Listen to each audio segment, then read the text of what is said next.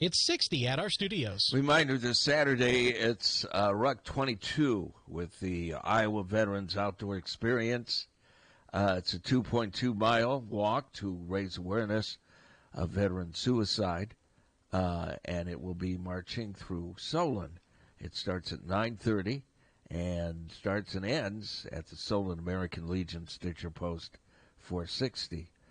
Statistically, there are 22 veterans each day that take their own life. That is why they are marching. 100% of the proceeds and donations go to the Iowa Veterans Outdoor Experience to offset the costs of their annual outings for disabled veterans.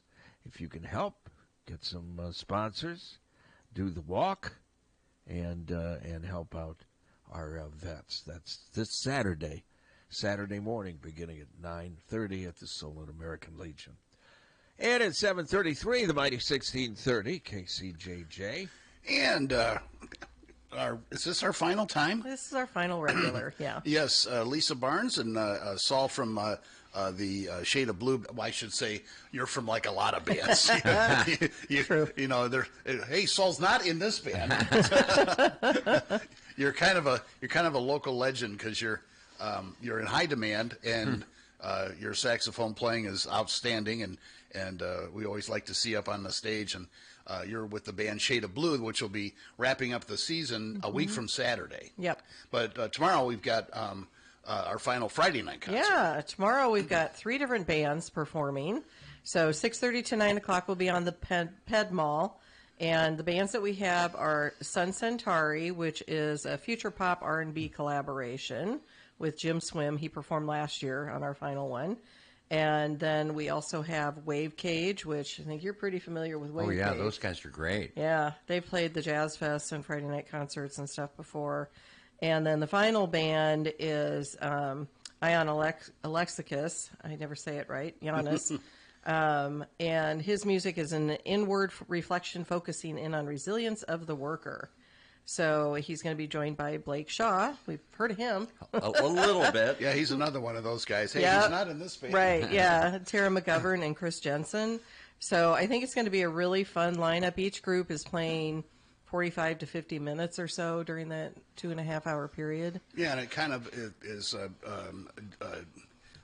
adjacent to a Black Empowerment seminar that's going on at the Yes. Graduate Hotel Yes. Today and tomorrow, and they're inviting people to, after it's all done, to hang out and check this out. So Yeah, when Tasha Lard first started planning that symposium, she and I met, and she goes, well, I'd really like people to come out of the Graduate afterwards and enjoy the concert. And I said, that would be great. And so we've been doing some cross-promotion. But it looks like a fabulous symposium, and, we're thrilled to have them attend the concert. and we're blessed with some, late summer, warm weather. And just a little bit. Yeah, it's a little steamy, but any bonus, I consider these like bonus summer days at this time. I mean, it's not technically fall yet, but anytime after Labor Day when you get temperatures in the upper 80s, it's like it's okay, and it's not as humid as it normally is in the summertime. Yeah. So and it sounds like other than being warm tomorrow, it's going to be fine. Yeah, the chances of rain tonight, chances of rain Saturday over the weekend, yeah. but. And then a week from Saturday. Wait. Oh, sorry. There's more. But there's more? Yes. we have our last movie on Saturday. Oh, right. So I need to talk about that, too. So we're showing the TV movie, Halloween Town. I believe it came out in 95. Kimberly J. Brown, Debbie Reynolds in it. It's just a really fun, great kids movie for Halloween. It'll be starting at 7:30. It's at the Johnson County Fairgrounds. And the good thing is I know there are chances of rain Saturday, which this happened last year when we were at the fairgrounds. We're actually going to be in the show barn. So we'll have a roof over your head, so you don't have to worry about that. But it's like open on the sides behind the bleachers. Yeah. I would say still bring your chairs because the bleachers would be a side view, so bring your chairs. It should be a great night for it, temperature-wise and everything. Like I said, movie starting at 7:30, and we are able to just pull in and set things up. And so final movie of the year at Johnson County Fairgrounds, movie Halloween Town starting at 7:30 on Saturday. And then... we can talk. Okay. Now we can go from there. Then a week from Saturday, it's the final show of the year, the Rhythms of Riverfront Crossings, which has become a really popular series. Yes. We love it. It's a great venue, Yeah. just out, outside of Riverfront Crossings Park there, and near Big Grove, and it's got a nice wide open space. Food trucks show up, and, Yep. and it's just a really cool place. And the last one that we had with Winterland, the Grateful Dead tribute band, they just kept streaming in. It was like 8 o'clock, and there were still people coming in. By the end of the night, that whole field was filled up, and everybody was having a great time. Now, Shade of Blue is, tell us a little bit about Shade of Blue, Saul. Well, first of all, good morning, and it's a pleasure to be here on this radio station. Shade of Blue was my first band that I joined way back, and I don't mind dating myself. I'll own it. You're married. You don't really have to date yourself. Yeah. 89. Wow. 1989. So I joined. Now, Dave Razaza is our leader, and he and I started playing together in 1989 when it was just a power trio. And he was 19 and I was 24, and we started playing gigs. And over the years, the personnel changed, and about 95, we added our wonderful female singers, Joan Ruffin and Simone Green, and that band became very popular around the area. Over the years, we, as everybody moved to different parts of the country, especially Joan and Simone, and we started getting together on a yearly basis, and we were very fortunate enough to be nominated and inducted into the Iowa Rock and Roll Hall of Fame in 2021. However, that was the COVID year, and so you didn't really get to celebrate. Well, they wanted us to come up and perform, and that just didn't work out. But here we are. We're still together in 2024, and we are doing our once-a-year get-together. Unfortunately, Joan and Simone are not able to join us, but we have a very, very special guest singer that we've been rehearsing with. His name is Anthony Hendricks, and he sings with a band called the Funk Daddies. Oh, yeah. And he's great. Yeah. And anybody who's seen the Funk Daddies knows him. Yeah. And also, two of the members of Shade of Blue are also in the Funk Daddies. Our bass player, Ken Fillard, and our keyboard player, Danny Kettleson. So it's been kind of a natural progression to incorporate Anthony into the band, and you will still hear all of the Shade of Blue tunes that you are familiar with, all the originals, it'll still sound like it'll Shade of still Blue. have that powerful R&B and soul sound, and I just can't wait. I think it's going to be a wonderful environment and beautiful weather, and looking forward to playing for all you guys. Yeah, and the neat thing about all of these events that we just talked about is there's no charge to attend. So even if you maybe have an hour to kill, or you got to be somewhere, you can still go and check these things out. Yeah. and not feel like you've wasted money or anything like that.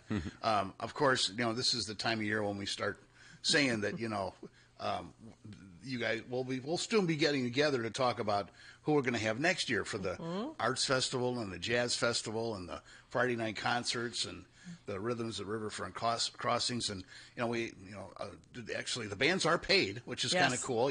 I don't think they show up otherwise. Right. I mean, some of them would, but I don't know that all of them would. Yeah. So budgets are really important, and we've seen funding cut and stuff like that. So it's more and more important for folks like us to just pitch in and help, and you can do that by going to the website or making a donation at these events, or scanning the QR code on the side of the ever famous green bucket and making donations, because I think we all agree that this is something that we want to have continue. Other cities have seen their series either shortened or canceled altogether. Yeah. And we certainly don't want that in Iowa City. So. Yeah. No, I agree, and I appreciate that. So, yeah, summerofthearts.org is where you can make a donation. And we are moving into budget season, and so the more money we bring in this fall, that will help determine what we're able to do next year as far as our plans for next year. Related to this, I have a couple of things I want to mention. I've talked about this before. We do an event called Eat for the Arts at different local restaurants, and we actually have our next one scheduled for next Thursday, the 26th, at Mickey's downtown. So if you eat at Mickey's anytime on Thursday, the 26th. There you go, Steve. Get some clam chowder next Thursday. Clam chowder. Conglomeration, that's my favorite. But yeah, so if you eat at Mickey's on the 26th, 15% of your purchase goes to support Summer of the Arts. Excellent. And sneak peek, I will have more information as we don't have tickets available or anything yet, but we are moving into the 20th year of Summer of the Arts. It was founded in October of 2005. And so to kind of kick off that 20th year on November 9th, we are having a disco ball at the First Avenue Club. Okay. And it'll be $20 to get in. There's going to be really fun, DJ night, but lots of other things going on in conjunction with it as a fundraiser for Summer of the Arts. Cool. So there will be more information coming about that. Yep, and get that to us as soon as you can. So I we will. Can promote it. Trying to finalize some of the prices on some things, Yep. and because you'll be able to reserve a table. We've talked about being able to buy and dedicate a song, and we encourage people to dress up in their 70s garb. So my husband I and am dressed up in that. my husband and I just got our shiny shirts to wear Oh, for it. very Nice good. Very sequins. good. So that's going to be a lot of fun, but that's another easy way to support Summer of the Arts. Regular tickets only $20 to get in, Okay. and then of course if you decide you want to make a donation, that would be awesome as well. But we're looking forward to that. And then of course we have the Holiday Thieves Market, December 7th and 8th. And I will be back to talk more about that, but that's at the Hyatt Regency. Yep. So if you're looking for those last-minute Christmas gifts or early Christmas gifts to yourself. Depending on your shopping Right, habits. exactly. Yeah, so There's these, at the end of October, my Christmas shopping's done. I used to be that way when my kids were little because I traveled in the fall, and so I would pick up things in my travels. And so I was always done super, super early. And now with the kids, grown and gone, it's like we don't really do a whole lot for presents. And so I buy for myself at the Thieves Market. It's when I have time to visit the artists. Very good. So anyway, we still have lots coming up, but definitely want people to come out to Riverfront Crossings Park on September 28th, 6:30 to 9 o'clock with Shade of Blue. We booked this, 9 months ago? Probably, yeah. Yeah, and it was just like I'd been trying to work with Dave and get something scheduled with Shade of Blue, and we missed out last year by like a week. I think you were here like the beginning of October. Right. If I may, I wanted to say a few words about what the community, how we need Summer of the Arts. First of all, I've known Lisa since you were working for what was called the Downtown Association. Yep. Mm-hmm. So a lot of people don't realize that what Summer of the Arts does. And, they are the fundraising umbrella for all of the good things that we have about this community. The Friday Night Concert Series, the Iowa City Jazz Festival, the Arts Fest, all of the music at the park, the movies, their army of volunteers and the people that work so diligently, like Lisa and my friend Eric Johnson, and all of the people. And I just don't know what we would do in this community if we didn't have these things to look forward to. Now, thankfully, we haven't had the worst winters as of late. Knock on wood. Right, but we always have the Friday Night Concert Series to look forward to, and I want to. I don't know if you have any archives, but I think Shade of Blue has performed at the Friday Night Concert Series since the beginning. Like, we're talking early 90s. Yeah, I know we do have some video from, I think, the mid to late 90s that City Channel 4 did. Yeah. Yeah, so check out our YouTube channel. Go to the Summer of the Arts YouTube channel because I actually just made public a whole bunch more videos. I've seen those. They've come across my YouTube feed, and like, oh my, that was 2004 or whatever. I will say City Channel 4 does a much better job now than they did then, the quality of the video. And honestly, some of those were like on VHS, and then they were digitized, and so the quality isn't quite as good. But as a musician and as a community member, I just want to, as I'm talking over the airwaves, say to people that Summer of the Arts is something we need to hang on to and support. Absolutely. Thank you. Golly. And we are a nonprofit charity. We're not part of the city. Right. Well, you or the guys, Downtown Association. Yeah. We're a nonprofit charity too. Yeah. not by design. But there you go. But you can still visit summerofthearts.org for complete schedules and things coming up. And like I said, once we finalize everything with the disco ball, that'll be on there as well. Yep. Sounds good. Well, guys, thanks so much for coming in. We really appreciate your dedication to Summer of the Arts, and we invite everybody to come out this weekend and next Saturday as well. Thanks a lot. Thank you. Thank you.